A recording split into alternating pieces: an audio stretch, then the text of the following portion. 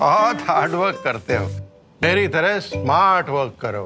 क्यों, लॉटरी लगी है? लॉटरी समझो, शेयर मार्केट की एक मस्त स्कीम में इन्वेस्ट कर रहा हूँ, गारंटीड हाई रिटर्न्स आएंगे।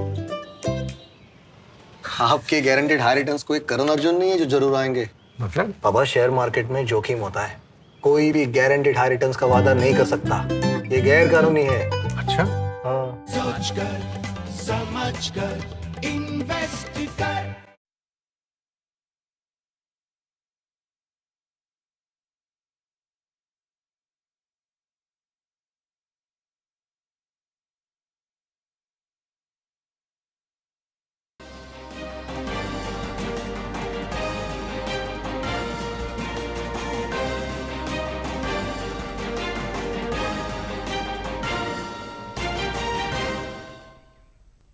नमस्कार, उत्तराखंड समाचार में आपका स्वागत है। मैं हिना जोशी छेत्री। आइए सबसे पहले नजर डालते हैं आज के मुख्य समाचारों पर।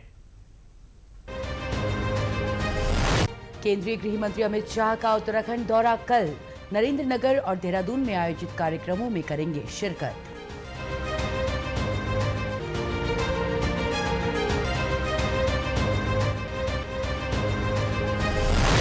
उत्तराखंड को अब तक मिले 40,000 करोड़ रुपए से अधिक के निवेश के प्रस्ताव। स्थानीय लोगों के लिए खुलेंगे रोजगार के अवसर।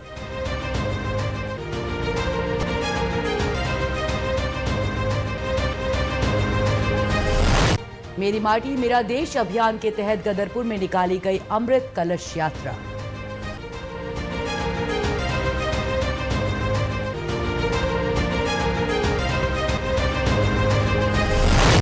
और देहरादून के सैलाकुई में एक राष्ट्र एक राशन कार्ड के लाभार्थियों के लिए जागरूकता कार्यक्रम का आयोजन। और अब समाचार विस्तार से। केंद्रीय गृह मंत्री अमित शाह कल उत्तराखंड के दौरे पर आ रहे हैं। गृह मंत्री टिहरी जिले के नरेंद्र नगर में आयोजित मध्य क्षेत्रीय परिषद की बैठक की अध्यक्षता करेंगे। बैठक में मुख्यमंत्री पुष्कर सिंह धामी भी मौजूद रहेंगे। साथ ही उत्तर प्रदेश, मध्य प्रदेश और छत्तीसगढ़ के मुख्यमंत्रियों को भी आमंत्रित किया गया है। चारों राज्यों के मुख्यमंत्री नए एजेंडों पर चर्चा और पुराने एजेंडों की समीक्षा करेंगे। बैठक को लेकर जिला और पुलिस प्रशासन ने सभी तैयारियां पूरी कर ली हैं। वरिष्ठ पुलिस अधीक्षक नवनीत सिंह भुल्लर ने बताया कि सुरक्षा व्यवस्था को लेकर 550 से अधिक सुरक्षाकर्मी तैनात किए गए हैं। ये केंद्रीय मध्य परिषद की बैठक है, उसमें काफ़ी सारे डेलीगेट्स, सीनियर ऑफिसर्स और माननीय केंद्रीय गृह मंत्री भी आ रहे हैं, जिसमें माननीय मुख्यमंत्री उत्तराखंड और माननीय मुख्यमंत्री उत्तर प्रदेश में प्रतिभाग कर रहे हैं। तो सारी तैयारियां प्रशासन और पुलिस द्वारा कंप्लीट कर ली गई हैं, उसकी हम रिहर्सल कर रहे हैं। केंद्रीय गृह मंत्री देहरादून में अखिल भारतीय पुलिस विज्ञान कांग्रेस में भी शामिल होंगे। पुलिस महानिदेशक अशोक कुमार ने पत्रकार वार्ता में इसकी जानकारी दी। इस कार्यक्रम में 3 पुस्तकों का डिजिटल माध्यम से विमोचन किया जाएगा। ये 2 दिन के आयोजन का जो इनॉग्रल सेशन है उसको माननीय गृह मंत्री महोदय इसको शुभारंभ कर रहे हैं और माननीय राज्यपाल महोदय 8 तारीख को जो है इसकी क्लोजिंग करेंगे। इस कॉन्फ्रेंस में 5 थीम लिए गए हैं। एक तो 5G इरा में पुलिस कैसे की जाती है, 5G की चुनौतियाँ। दूसरा है ड्रग्स की चुनौतियाँ। तीसरा है राज्य पुलिस और केंद्रीय सशस्त्र पुलिस बलों के बीच में आपसी सहयोग कैसे बढ़ाया जाए, समन्वय में आपसी समन्वय कैसे बढ़ाया जाए। चौथा है आंतरिक सुरक्षा की चुनौतियाँ और उसमें सोशल मीडिया की भूमिका। केंद्रीय मंत्री के कार्यक्रम स्थल के आसपास बिना अनुमति ड्रोन का संचालन प्रतिबंधित रहेगा। कार्यक्रम स्थल पर केवल अधिकृत व्यक्तियों और उनके वाहनों को ही जाने की अनुमति दी जाएगी। मुख्यमंत्री पुष्कर सिंह धामी ने कहा है कि निवेशकों की बैठक के काफी सकारात्मक परिणाम सामने आए हैं और अब तक 40,000 करोड़ रुपए से अधिक के निवेश के प्रस्ताव उत्तराखंड को मिल चुके हैं। आज हरिद्वार पहुंचे मुख्यमंत्री ने पत्रकारों से बातचीत में कहा कि राज्य सरकार का प्रयास है कि निवेशकों के सम्मेलन से पहले एक बड़ी राशि निवेश के रूप में पहले से उपलब्ध हो जाए। सरकार इस बात का पूरा ध्यान रखेगी जो भी उद्योग यहाँ पर लगाया जाए वो उत्तराखंड की भौगोलिक परिस्थितियों और यहाँ की संस्कृति को ध्यान में रखते हुए लगाया जाए, जिससे राज्य के विकास के साथ ही लोगों को रोजगार भी मिले।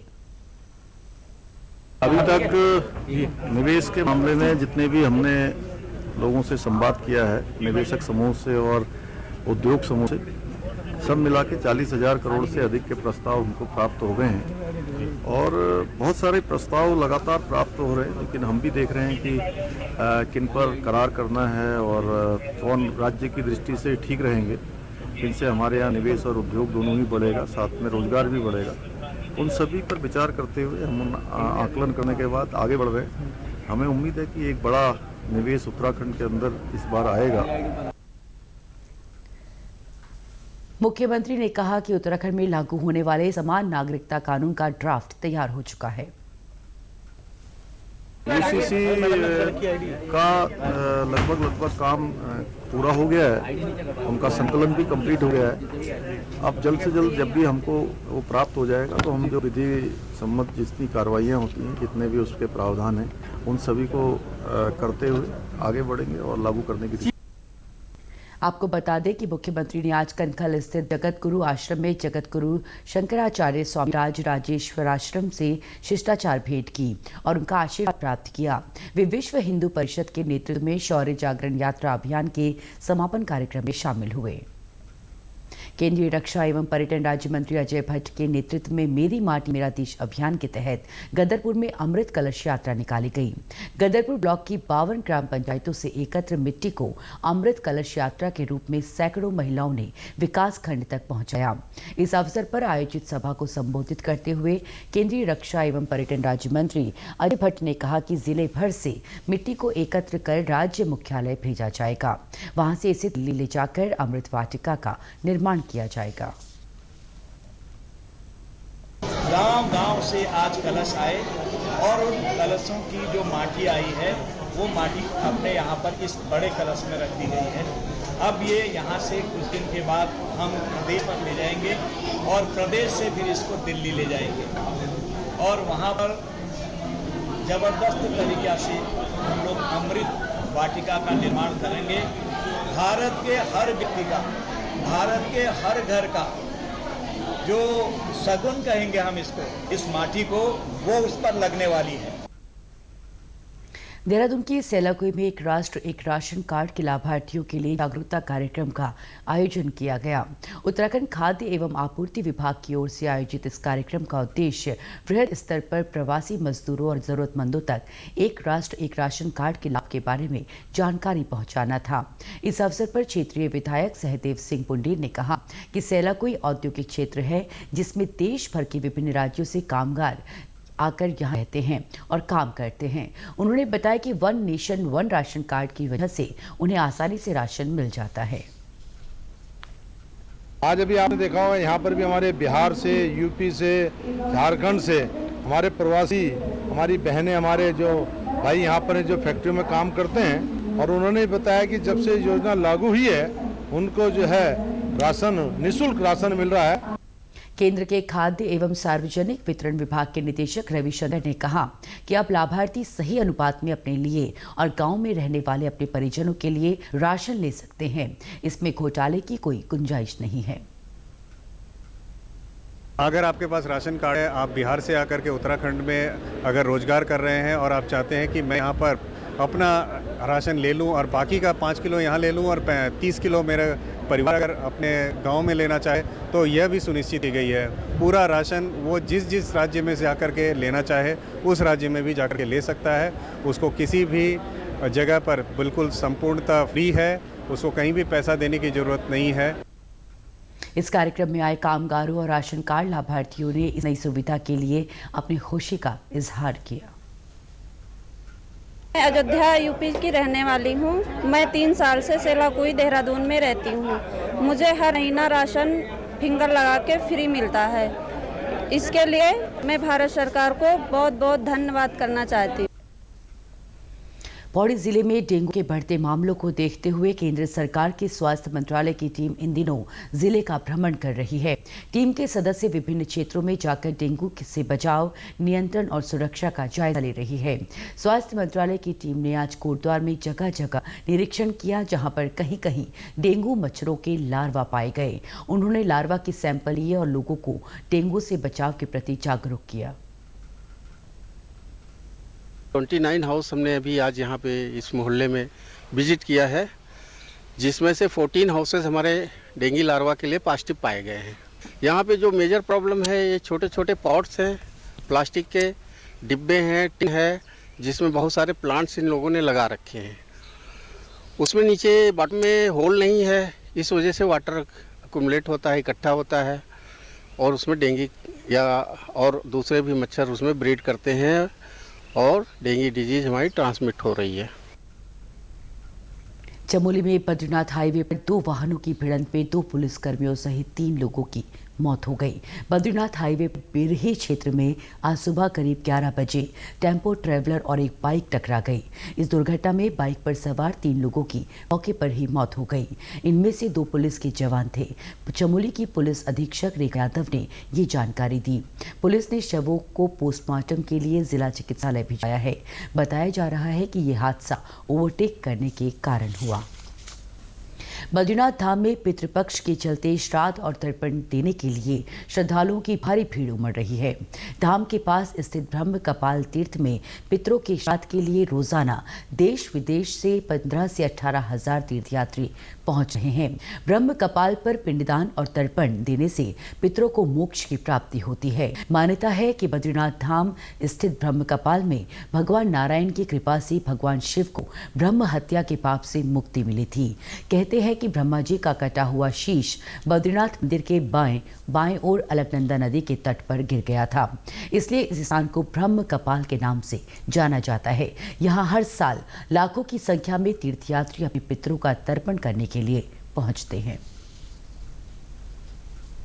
मान्यता है कि यहाँ पर ब्रह्म कपाल नामक स्थान में अपने पितरों को, पूर्वजों को पिंडदान करने से मनुष्य को मोक्ष की प्राप्ति होती है एवं पितरों को भगवान की चरणों में सद्गति प्राप्त होती है।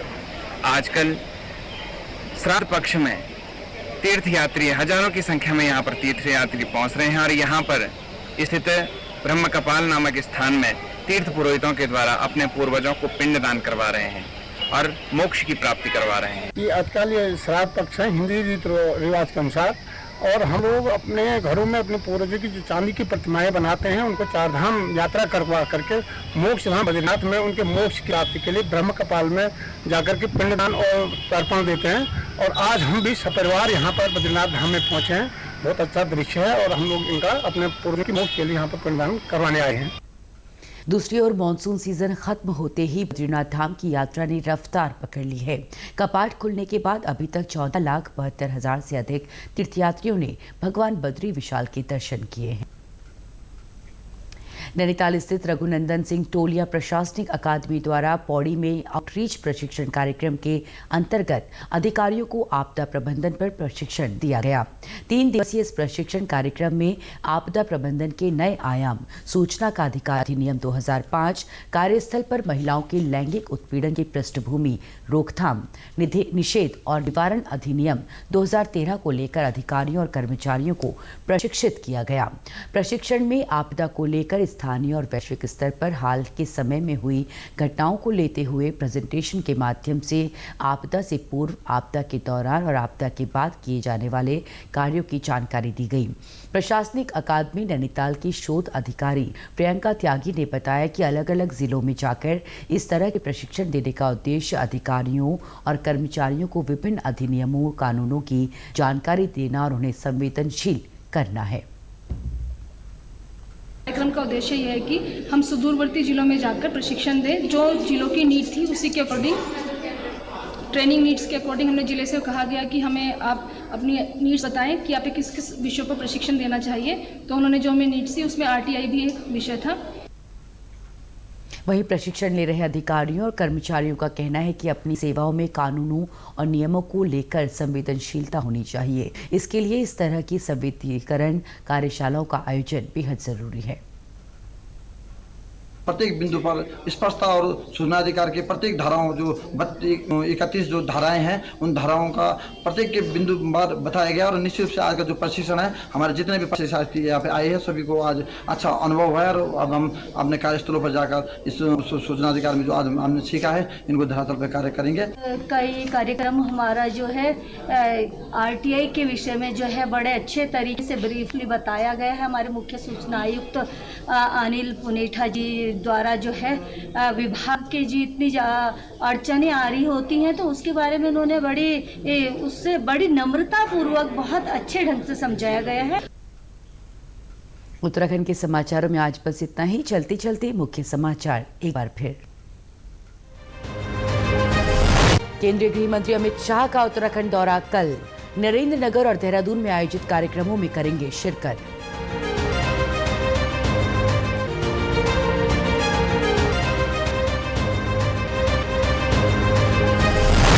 उत्तराखंड को अब तक मिले 40,000 करोड़ रुपए से अधिक के निवेश के प्रस्ताव।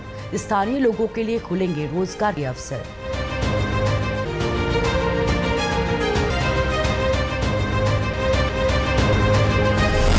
मेरी माटी मेरा देश अभियान के तहत गदरपुर में निकाली गई अमृत कलश यात्रा।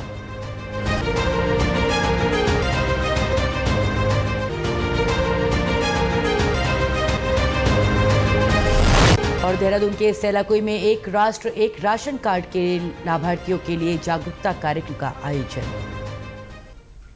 प्रदेश से जुड़ी अपडेट्स के लिए आप हमसे सोशल मीडिया के माध्यम से भी जुड़ सकते हैं। हमारा ट्विटर हैंडल है DD News_देहरादून। हमारा फेसबुक पेज है DD News उत्तराखंड और हमारे YouTube channel DD News Uttarakhand को भी आप सब्सक्राइब कर सकते हैं। नमस्कार।